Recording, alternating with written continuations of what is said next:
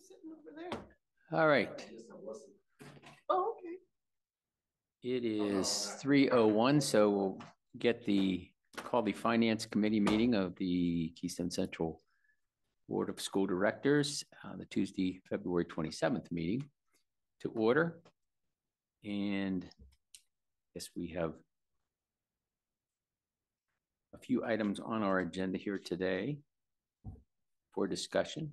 I think the first item that we have listed here for the first to be discussed is a 24-25 budget update from Joni.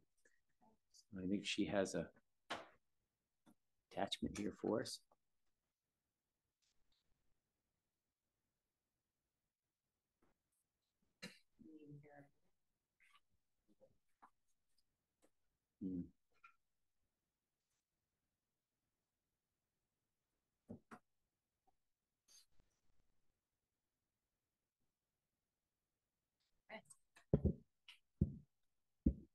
Okay, so as I believe most of you are aware, per the email that you received from Dr. Redmond, that we had additional monies added to our revenues. I had been using October's 22, 23 numbers that we were, directed to use for the basic ed state subsidy. And I attended a PASBO webinar, and they were talking through the numbers, and they said, okay, we'll use then they said, okay, attached will be a spreadsheet. So I opened up the spreadsheet, and they were different 22, 23 numbers. And they said, go ahead and use these numbers. Again, I'm fairly cautious and I'm conservative when, making a budget, and don't want to over project revenues. So then I contacted Wanda Erb.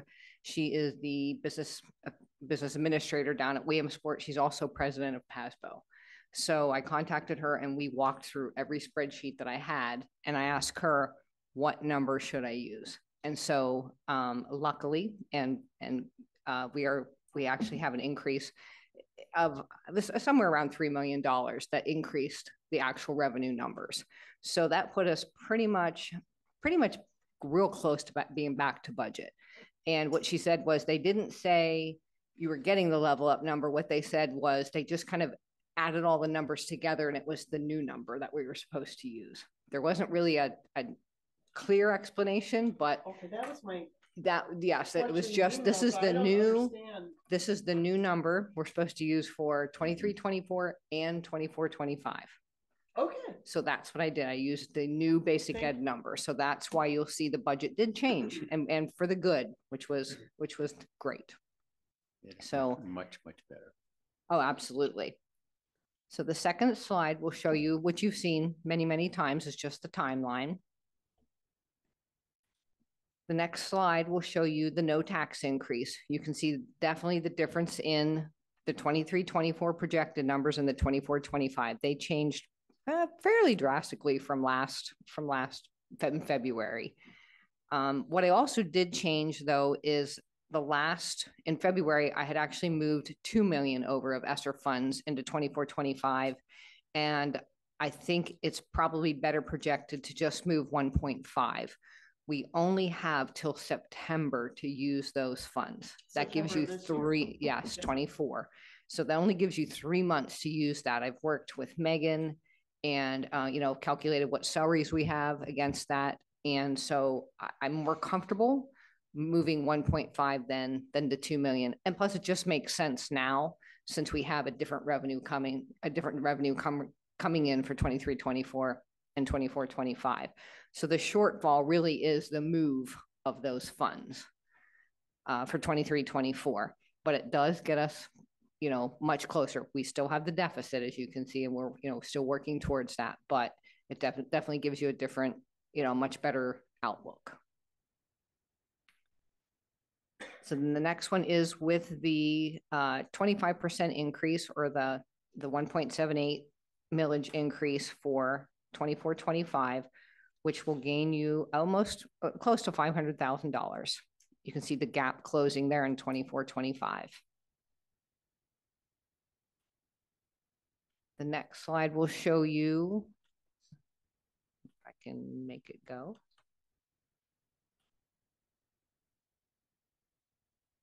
clicking. There we go. The next slide will show you 50% or 3.55% increase. And again, the gap is slowly going down about $500,000. And then your last slide will be your 75% increase, which will bring your shortfall down to about 826,000. Again, we are still working on, we've worked through most of the department head budgets. We're still looking at positions, attrition, and later on we'll talk about an offer there for early retirement and a couple other options where, we're looking at how capital projects will fit into the picture, the use of fund balance, and whether or not you choose to take the additional revenue through any kind of tax increase. So those are all considerations to move forward in March. March will look for some kind of guidance, and April as to what direction we do want to go in with any kind of revenue. I also want to talk about if we would not use any have additional revenue coming in, and we choose, and we can't seem to close the gap, as tightly as we can, then we will use general fund balance. So I wanted to kind of give you an idea of, so currently right now, we're at 7.2%. That's the unassigned fund balance. A healthy balance is somewhere between 7 and 8. Right now, at the end of the year, we're projected to end about 7.2%. If we don't close the gap for 24-25, and we have that $2.2 million, that would decrease our fund balance, our unassigned fund balance. And this is making the assumption we'll use $500,000 for technology and $500,000 from capital projects. So I'm pulling off of those as well as the unassigned fund balance, but that'll drop it down to about 6.6%. Even projecting another year out, 25-26, if we would not, again, kind of close the gap and not increase revenues at all, then you would drop down to about a 5.5%. So I just want you to know that when you use general fund balance, you're decreasing your unassigned fund balance as well. You're also, that also impacts your investment power. The less money you have to invest, the less interest you're going to make. So I just want to kind of give you an idea that, we are trying to close that gap through decreasing expenses, but in consideration of any other kind of gap closure as far as revenue increases as well. Any questions? Is that a question? So I still can't fully understand why, and it's nobody's fault, but how can our expenses, I understand we have salaries, we have health insurance, and that's like 75% approximately of our annual budget. Every year our student numbers go down. And every year our budget seems to go up by millions. So there's got to be some basic explanation for we could tell folks, because I keep hearing the same thing from people. How come it keeps getting more expensive when you have less kids? And I'm not, obviously we know that health insurance and salaries, 75% of the budget. And then we got 25% of other costs. But so help me to explain that. So let's just roll right into I would say that would be a perfect segue into number 3. Yes. So we're just going to roll right into number 3, because that is the early retirement. I'll stop sharing my screen here.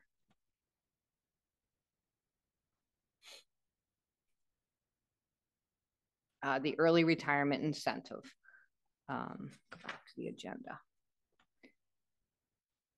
Dr. Redmond, Randy, and I work together and try to figure out if we would offer early retirement. And you're right, due to the decline in student enrollment, what do our class sizes look like? Are there classes we can collapse? Are there electives here we can collapse? And you can, again, jump in. I'm not in the instructional expertise by any means. I'm the business side. So again, that's where Megan came in. And Dr. Redmond and Randy came in and we looked at, like I said, class size, collapsing classes, collapsing electives, and where can we reduce staff if we needed to. The way to reduce staff would be through attrition. So we looked at possibly an early retirement plan. Doing that, we looked at people over 30 years, and there's approximately 19 employees, teachers, who would be eligible for that. So what could we do to incentivize them to take an early retirement this year? I'm sorry, over 30 years they've been here? Mm-hmm. Wow. Mm-hmm. And now that could be 30 combined years as well. Oh, they could have been somewhere, sure. yes, but 30 years within within the system. Yes, within PSER system, exactly. So a lot of times they ask for in negotiations more money for sick time, sick days. Sure. And so they currently get $25. So I thought, well, let's throw 50 at them. And I'm sorry, they get $25 extra, like when they retire, they get the $25 for every sick day. Okay, so we just doubled it. I put those numbers together and we just doubled it. And then always health insurance is always on the table.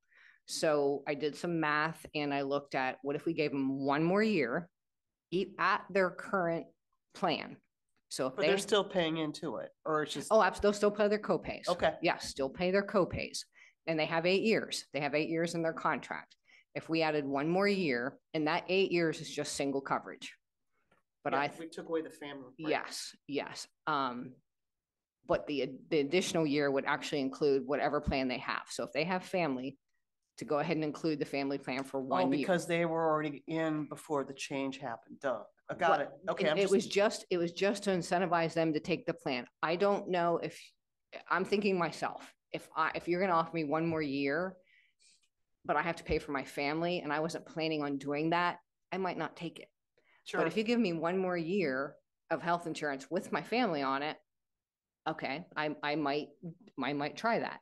And so we put that out there. We put the offer out there, and they did not negotiate a thing back. So they actually like that. And when I worked up the numbers, there is no loss. If it's 2 teachers, there's no loss. If it's 10 teachers, if all 30 go, what would that look like?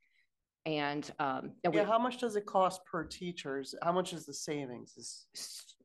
So I'll give you an example. If all 30 teachers retired, all 19 teachers retired, and we did not replace them, which is not reasonable, but if we did not replace any of them, it would save $3 million. How much? $3 million. 3? And then obviously, is like you said, I'm sorry, I'm jumping in. Go ahead. I'm sorry. I'll leave my questions to the That's okay. And I can't tell you if you're going to ask me how many, we don't know who's going to retire. We don't know how many are going to retire. We know that we gave them till April to make that decision. Of this year? Yes, April of this year, to make that decision. We also don't know if 5 elementary, because that seems to be where we could do some reduction. If 5 elementary teachers went, then we might not have to replace them. But if a math teacher went, we're struggling to get math teachers. So if a math teacher went, we're probably going to have to replace them. So my replacement value, though, these 30 people are obviously on the top tier. They have first pick. They have first choice, or is it for all employees? Pay scale. Top tier of the pay scale. Top of the pay scale. Okay. Yeah, top tier of the pay scale. So I averaged out what an average salary would be plus insurance. So there's going to be some there's going to be some savings there as well. Even if we have to replace, there'll still be some savings. If we don't replace at all and just through attrition, there's obviously savings. Right. Even counting the extra year of healthcare that we're going to give them. So like I said, it doesn't matter if two teachers retire or 10 teachers retire, we will have savings somewhere along the way. So it made sense to go through and make that offer. So it kind of ties into your question. We are looking at reduction of students and where we can collapse classes and reduce staff. So that's part of that plan. We also know in 2 years, there is a large number of teachers who are probably going to retire. I mean, they're at that age and eligibility. So they're probably going to retire in the next 2 or 3 years. It's also the end of their contract. So we might see a mass exodus. We don't want that because that could be detrimental for instructional purposes. Yeah, how are we going to replace? So what we're trying to do then is spread it out. Stagger. So if we offer this now, we might get 10 teachers. And then next year we might get 10 teachers. And the next year we might get 10 teachers versus 25 leaving all in 1 year. So we're trying to be strategic about how we handle the downsizing of staff. Go ahead. Okay, sorry. So let's just say hypothetically, an employee takes the package, they get 1 full more year of health insurance. They take a full-time job at, let's say, another district or somewhere. They can't. They have to retire out of Peasers. Okay, but let's just say, okay, they get a full-time job at First Quality. And First Quality has an health insurance.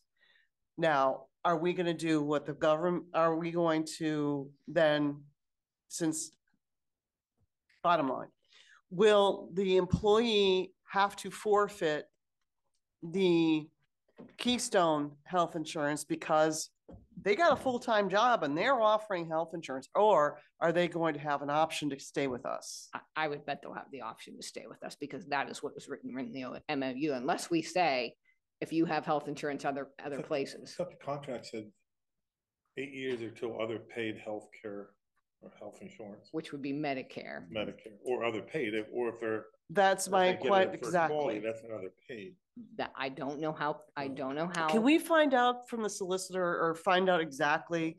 And we don't want to upset anybody, but if they do take a full-time job somewhere else and that place offers health insurance, I don't feel comfortable not trying to make sure that it automatically stops here because, I mean, technically, I hate to always use the word taxpayer, but technically the taxpayers are paying for their health insurance. No, I think that's a good point. I think we'll take that Thank back you. Definitely to HR, and maybe that's something we'll want to write into the MOU. I'm not. Because I think the contract did state to other paid insurance.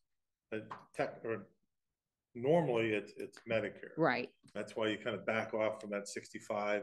And I think it used to be 10 years and then went to 8. It did. Trying to keep the age up. Mm-hmm. So you're trying to keep it so they go on the Medicare side, that's another paid insurance. So I think if you get another job, that's another paid insurance. Okay. You can double check with Randy or Tracy. And the MOU might be, we'll make sure that's clear in the MOU.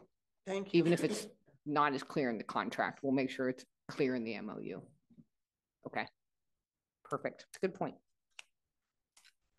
So any questions about early retirement? Well, yes, very exciting. Thank you all for doing this. But again, I just want to make sure that, and I know you folks are doing it, but I just want to vocalize it, is that yes, we have to cut expenses. We do. But we have to also, I just don't want to then be left with a group of teachers, instructors that don't have this ability to do this. And so they're not, quote, dumped on with, 18, 23 children, however many children now all of a sudden they have to get, because then they're going to get burnt out and they're going to leave. So I know it's a balancing act. But as long as there's some sort of feedback from the teachers that will be remaining, because I mean, we still don't even know every day how many classrooms don't have a teacher. Now, I'm not saying we need to know that every day. I'm not saying that. I'm just saying the fallout, I don't want a short-term patch when when it just is going to cascade into a long-term problem with the people that are still here. That's why we're handling it this way, so that we are stretching it out over several years. ACCE is involved with it, so they're going to know what the people need or absolutely want. Curriculum, right? This has been presented to them, very, and I think it would be irresponsible for any of the administrators or superintendent or anybody else to dump on people. I mean, and make class sizes that are ridiculously high. I mean, you would only collapse classes in grade levels, particularly at the elementary, if you can do it with, reasonably sized classes. I mean, And I think that's what you have in mind. I mean, there are a couple buildings, 2 or 3 actually, that probably have some grade levels that could be reduced from 3 to 2 classes or so forth. Yeah. You could Just eliminate because some of their number sections. of students. Yep. Yeah. I mean, I don't. And that stuff is done every year. They sit down and look at the class Right. sizes and see what we need and what we don't need and move people around. And it's just historically, this early incentive has been done for as long as I can remember, going back to Bob Mello doing it with this when the state come up with a retirement package. It's been going on for years. It seems you have to do it every so often to reset. The only way we can reduce staff is by laying off people, or doing it through attrition. Yeah. When we lay them off, we don't gain anything because we're still responsible for unemployment, and so we really don't gain anything by laying them off. So we have to get rid of them through attrition. No, I think this is great. No, I really do. By offering I really do. It could encourage some people that are thinking about leaving within a year or two, like Tony said, to stagger the group. There might not be some that can do it yet, but maybe they'll look for it next year, and definitely within 2 years when the contract's up. I believe That's so. usually the best time or the biggest time that everyone leaves. Because they know what this contract is. They don't know what's coming in the future. Right. I just, just so it doesn't add more chaos and stress to the people left, there's a lot out there. Thank you. Yeah. Okay, anything else on those 2 items? I think the early retirement thing is a great idea. I think regardless of how many go, it's certainly going to create some amount of savings. We have that on the agenda for a month. Yes. Okay.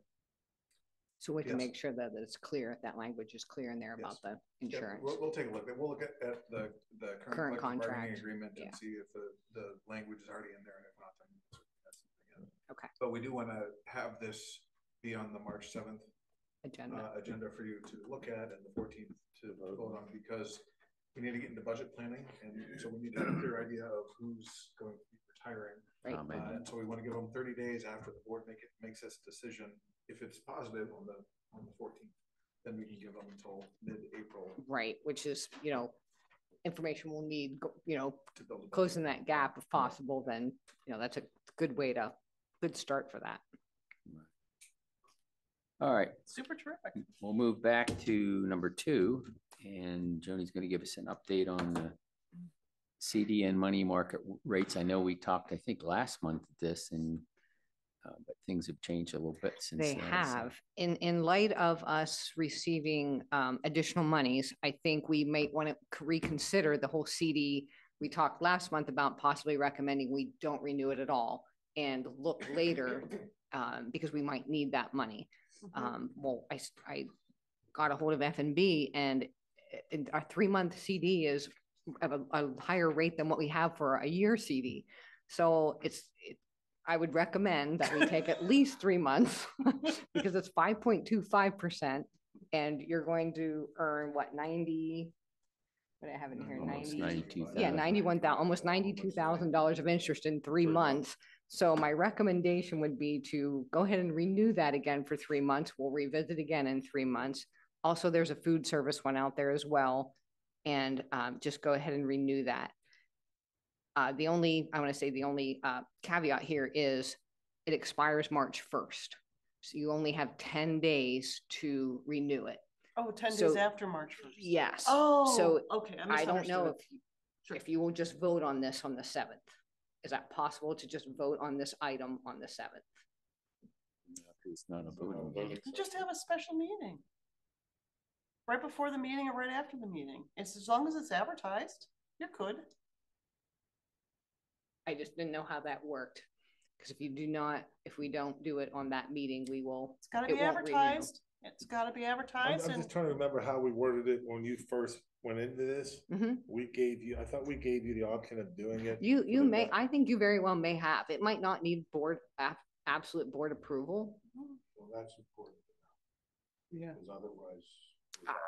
I have How do we word it when you did it a year ago? I mean, we'd have to go back and look at the March agenda. I was trying to remember what we did then. The agenda from last year. year. I know we did it not too long ago for you and what's her name, Beard. for financing for Liberty Curtain. I thought we did the same thing a year ago. Well, I can't remember. Okay, we will check. If not, we can do an executive session after the meeting on. We actually have an executive session already on March 7th. No, it has to be we can't vote during executive, special. Oh, special. I'm sorry. Yeah, okay, a special. Special You meeting. could have Got a it. special meeting. You could have a special Zoom meeting the next day. It's not gonna impact anybody. That's Yeah. right. You know, As long as it's advertised. Okay. Easy peasy. We just do, yeah. We'll first figure out what the language is because it might not even need 24. official board approval. It Yeah, might be no, that you just gave 24 direction. hours. Just 24 hours. Yep. So if we have to do a special meeting, we can advertise it, put it on, right, we'll do it right after a meeting, do a special meeting, all we're gonna do is one thing, vote on one thing. It just, yeah, the agenda And has then one we'll item. Vote on it, next end day. it, Probably and go into February. executive session, if we have to. And do it all Thursday evening. I will let you know by tomorrow that will whether or work. not we even need to have You board need to have approval. it on an agenda and have the public have. Yeah, we'd have to have opportunity.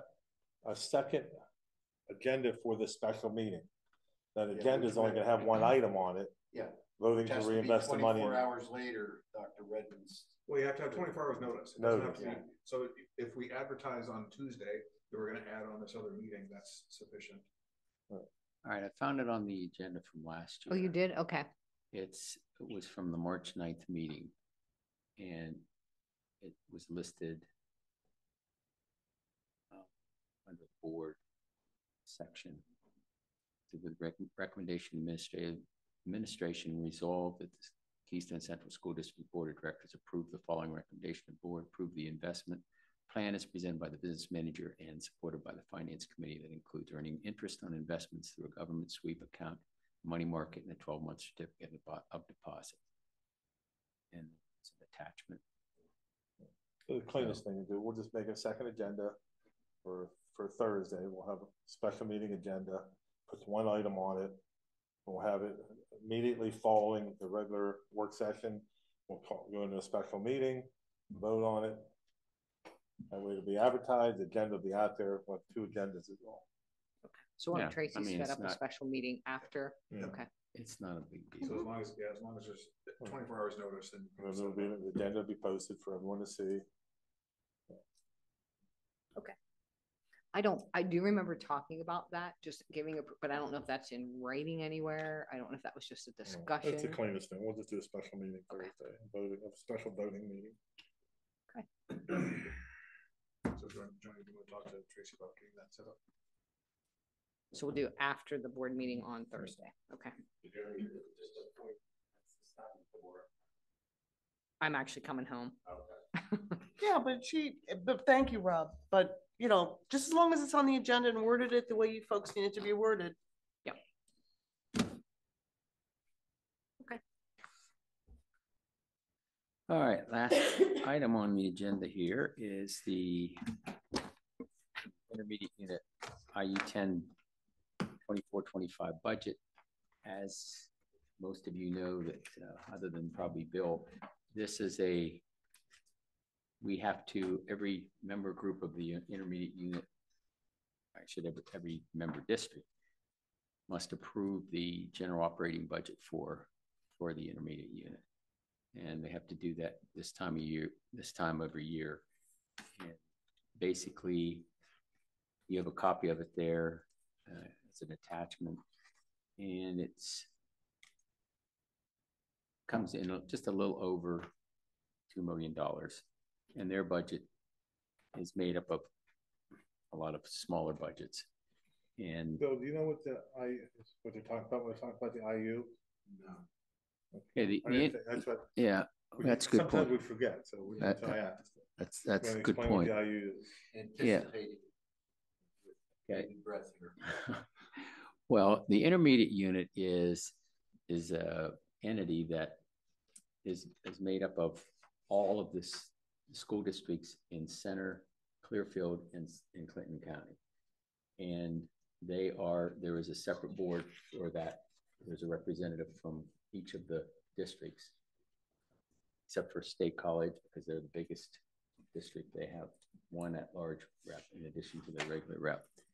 And the intermediate unit basically provides services for the member districts, special ed services, speech and language, hearing. I mean, all kinds of different, not just special ed services, but they provide other professional development services. There's just a number of things that they make available, and the districts buy those services from the intermediate unit. They pay for whatever, and they have to compete with private entities and so on that offer the same kinds of services. And there's a lot of times we can't find particular people, like specifically like psychologists, PT people, speech people. I mean, even the IU has trouble finding them to hire them. And they also offer offer early intervention services for preschool kids throughout the whole three county area. They also work with some of these other agencies like Easter Seals and Send Clear Child Services. So and there are, I think, 29 or some throughout the state, in different regions. The state's divided up in a whole bunch of IUs. And they all have, they're in different regions and so on all throughout the state. And so we're one of the smallest ones. Some of them are really big and some of them have huge budgets. But every year, we as a member, as do the other 12 or 13 districts, they present this budget, and then we have to approve it. And I don't remember, we've never ever not approved it.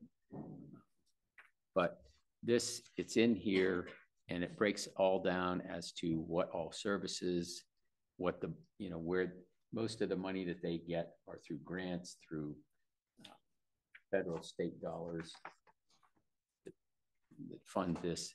And they do a lot of pass-through money too, for a variety of other things that they, payments for other things. So some of the visiting artists still go through there also. Well, that's things like that. That's actually one of my questions, page 17. Yeah, that's Arts and Ed program. Let's go through there. So it's part of the. Basically, there's no cost to us. It's a formality because we are a member of this organization. So Jeff is our representative. We voted on him in the reorg meeting in December. Okay. So you go to their board meetings, and as a member organization, we have to approve their budget as of the other 15, 16 schools in the United Central. Yeah, it's just all the districts in those 3 counties. So, and since we are the only district in Clinton County, my question would be,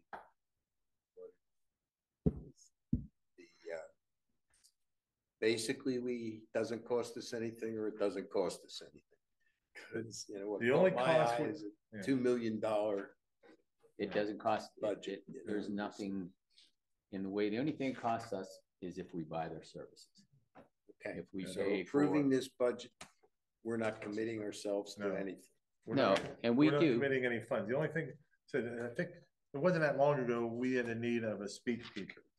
So we can contract the IU for a speech pathologist to come in and work with our kids. So that's, if we buy services, we can for that. Okay. Sometimes they come in and do in-service training for our staff. Mm-hmm. So you might have them come in and do that. We pay for the service of them coming in to provide in-service training. So just The overall idea is that all of the constituent boards of the IU have some level of oversight for the IU itself. Okay. So this is just kind of the budget oversight portion of that. That's long enough. $2 million caught my attention. Yeah. That's their operating budget. And we have, as a member of that, we all have to approve it. Say, okay, and it's if you look back on, I think it's page 17 there, they have, it goes back, and John Rice is the business manager up there, and he's broken it down here over what the budgets for these different areas have been over the last 3 years and the projected one for this coming school year. And they've all stayed pretty much the same. They've all been around 2 million, a little over 2 million. So and this year it's down a little bit because they had to use a little bit of money for a purchase of a property because they still, don't have a home for the IU. They've been trying to get some kind of. By the state, Jeff, do you remember that? I think we have to be, or you have to participate as a member of an IU, right? And we ever had a choice. No, but it's just kind of a formality to approve their budget every year. So, but all of it is the whole 20-page or whatever it is budget broken down by expenditures and is here for you to go over it. I think it'd probably be good for us on Thursday, or next Thursday, to explain, since we have 2 other members like Bill who really don't know much about it. I don't know if the general public knows a lot about it. Do a brief presentation. Well, I know what the IUs are. I know Francine came down and did a presentation. Remember about, was it maybe a year ago? She did a quick presentation on what the IU is and that, and how it works. She actually gave out some. It's just will be on our agenda to vote on approving, and I think we'll talk about what it is and. Yeah, that it's not really $2 million that it's coming from us. It's $2 million that their budget that they raise themselves. But as we're a member of that organization, we have to approve it. Exactly. Do you think that Francine might be available just to a 5-minute? I'm sure she'd be glad to do that. If I ask her to do that, I could see if she's available that evening, and she could just come in, like you say, for 5-10 minutes, just do a quick summary of what it's all about. Yeah, I can ask her to do that. Thank you. Anything else? Quick question. Page 17. I'm not going to beat it, but I was really disappointed when they cut the Galaxy, the arts and education program, and then they didn't bring it back for the proposed budget. Did they give you any rationale or reason, or are they just doing it because they're grasping to cut things? I can't answer that. I'd have to check with okay, maybe she can tell us Thursday. Well, I can find out, but she could certainly address that. That would be great. I'm sure she'd be happy. That was a really good, well-used program, and I can. So the Galaxy program that Elizabeth was talking about, they had an artist that went pretty much school to school, and they would work with the kids and do different programs. Yeah, kids loved working it. with different art programs and teachers loved it.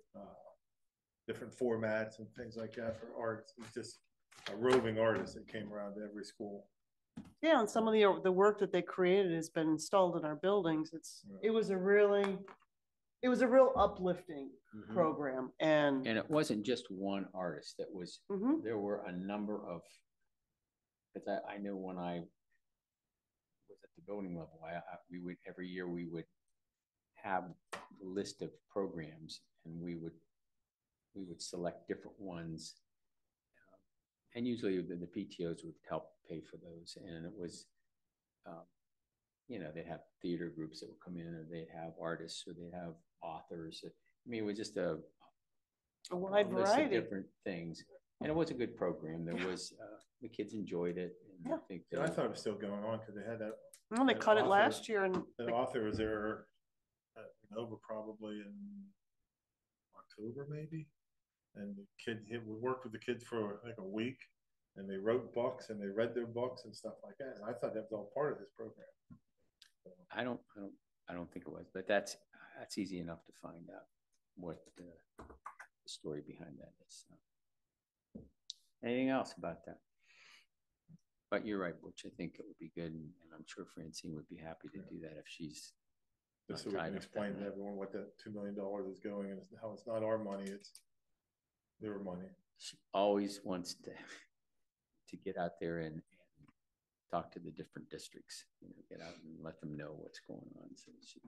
So I'm sure she'll be happy to do that if she's not tied up that night. Okay. Anything else? That's all we had on the agenda for today. I mean, unless somebody has anything else they wanted to.